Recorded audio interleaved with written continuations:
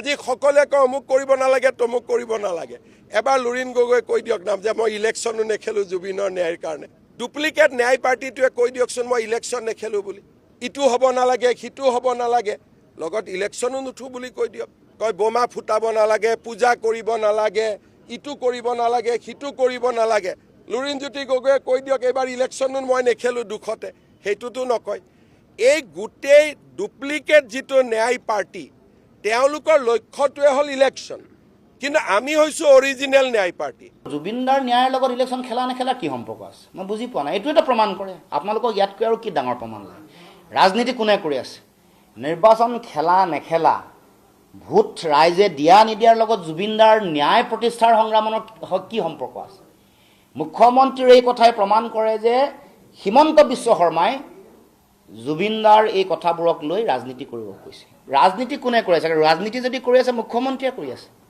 কাৰণ জুবিনদাৰ ন্যায়ৰ লগত কেতিয়াও ভোটৰ ৰাজনীতি জড়িত নহয় জুবিনদাৰ ন্যায় প্ৰতিষ্ঠাৰ লগত কেতিয়াও নিৰ্বাচন জড়িত নহয় এইবোৰ কথা কোনে কৈছে মুখ্যমন্ত্ৰীয়ে কৈছে আৰু জুবিনদাৰ নশ্বৰ দেহটো গ্ৰহণ কৰাৰ দিনটোৰ পৰা সময়কণৰ পৰাই তেওঁ ৰাজনীতি কৰি আছে ৰাইজেতো দেখি আছে ডুপ্লিকেট ন্যায় বিচৰা পাৰ্টি মুখ্যমন্ত্ৰী হিমন্ত বিশ্ব শৰ্মাই নিজে মনত ৰখা দৰকাৰ তেওঁহে ডুপ্লিকেট আছু আছিলে